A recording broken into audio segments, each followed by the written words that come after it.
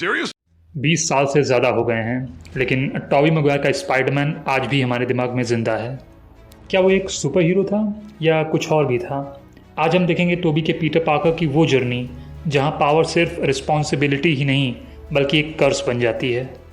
तो जब पीटर को पहली बार पावर्स मिलती हैं तो वो जस्टिस के लिए नहीं बल्कि सेल्फिशनेस के लिए उनका इस्तेमाल करता है। वो अपनी ताकत का इस्तेमाल रेसलिंग मैच जीत कर पैसे कमाने के लिए करता है, ना कि उस चोर को रोकने के लिए जो बाद में अंकल बेन को मार देता है। सैम रेमी की इस ट्रिलॉजी में पीटर की जर्नी इतनी सिंपल नहीं थी। ये एक डार्क ट्रैजिक कैरेक्टर स्टडी थी जो दिखाती है कि पावर का करप्टिंग नेचर सिर्फ उसके दुश्मनों पर नहीं बल्कि पीटर पर भी कैसे असर करता है। उस चोर को जाने देकर पीटर सीधे तौर पर अंकल बेन की मौत के लिए जिम्मेदार होता है। ये सिर्फ एक ट्रैजिक एक्सीडेंट नहीं है, ये उसकी अपनी एरोगेंस का ट्रैजिक कॉन्सिक्वेंस है। और उस गिल्ट का बोझ उसकी पावर का असली सोर्स बन जाता है, जिससे उसे ईगो की जगह रिस्पॉन्सिबिलिटी को चुनना पड़ता है। उसका पहला विलन नॉर्मन ऑसबॉर्न उसके लिए एक डार्क मिरर जैसा होता है। नॉर्मन एक ऐसा इंसान है जो अपनी सक्सेस और ज़्यादा पावर से करप्ट हो जाता है और उसका ऑल्टर ईगो द गॉब्लिन बाहर आता है, एक ऐसा मॉन्स्टर जिसका कोई सेल्फ रिस्ट्रेंट नहीं है। ये दिखाता है कि पीटर भी वैसा बन सकता था अगर वो खुद पर कंट्रोल खो देता। यहाँ पे एक ने मोरालिटी को चुना और दूसरे ने मैडनेस को। नॉर्मन ने ईगो को चुना और पीटर ने चुना गिल्ट को। यहीं भी कहानी हमें हीरो और विलन का एक मिरर दिखाती है। स्पाइडरमैन 2 में पीटर की सुपर हीरो लाइफ उसकी पर्सनल लाइफ को बर्बाद कर रही थी। एमजे उसे छोड़ रही थी, आंट ने उससे परेशान थी और वो खुद अपनी डुअल आइडेंटिटी से थक चुका था। एक तरफ हीरो की ड्यूटी, दूसरी तरफ नॉर्मल लाइफ की ख्वाहिश। पावर का बोझ उस पर एक क्रशिंग बर्डन बन जाता है और यही स्ट्रगल टॉबी मैguire के पीटर पार्कर को इतना कंपेलिंग और ह्यूमन बनाता है। और यहीं पे डॉक्टर ऑक्टोपस एक फॉयल का काम करता है। उसे एक साइंटिफिक एक्सीडेंट से पावर मिलती है और नॉर्मन की तरह ये पावर नहीं बल्कि उसके टेंटिकल्स को कंट्रोल करने वाली एआई है जो उसकी रेज और ग्रीफ को बढ़ाती हैं और उसे करप्ट करती हैं। वो अपनी अनचेक्ड एम्बिशंस का शिकार बन जाता है। लेकिन फिल्म का क्लाइमैक्स पीटर के अल्टीमेट चॉइस को सॉलिडिफाइज करता है। आइकॉनिक ट्रेन सीक्वेंस में वो मासूम लोगों को बचाने के लिए अपनी लिमिट से आगे निकल जाता है।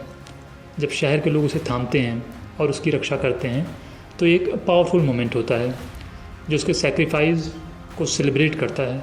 उसने अपनी सेल्फिश डिज़ायर्स पर रिस्पॉन्सिबिलिटी को चुना था और शहर ने उसे इसका रिवॉर्ड दिया।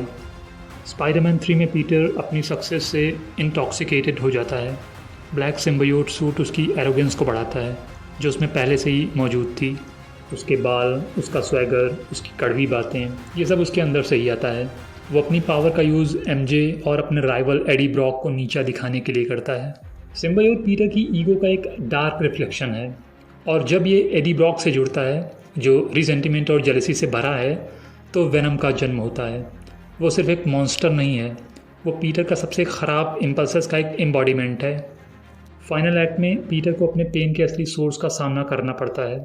जब उसे अंकल बेन के हत्यारे के बारे में सच्चाई पता चलती है तो वो रिवेंज के करीब पहुंच जाता है, लेकिन वो फॉरगिवनेस को चुनता है और उसकी जर्नी पूरी होती है जब वो ये एक्सेप्ट करता है कि वो उस आदमी जितना ही दोषी था जिसे वो मारना चाहता है। उसे अपनी रिस्पॉन्सिबिलिटी को एक्सेप्ट करना था और ख़ुद को माफ़ करना सीखना था। सैम रेमी की ट्रिलॉजी एक ऐसे हीरो के बारे में नहीं है जो एक लेसन सीख कर परफेक्ट बन जाता है, बल्कि एक ऐसे नौजवान के बारे में है जो लगातार चैलेंजेस का सामना करता है, गलतियां करता है और अपनी कमियों से लड़ता है।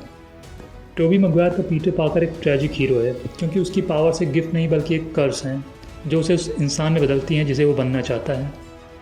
वो एक परफेक्ट हीरो नहीं था, वो फ्लॉट था, इनसिक्योर था, लेकिन उसकी ह्यूमैनिटी ही उसे आइकॉनिक बनाती है। वो हमें सिखाता है कि पावर सिर्फ रिस्पॉन्सिबिलिटी नहीं लाती बल्कि एक बर्डन भी लाती है जो हर कदम पर हमारी परीक्षा लेती है। और यही संघर्ष उसे एक हीरो बनाता है, एक हीरो जिसने अपनी लाइफ में कई लॉसेस झेले लेकिन कभी हार नहीं मानी। So whatever life holds in store, these words will never be forgotten. With great power comes great responsibility.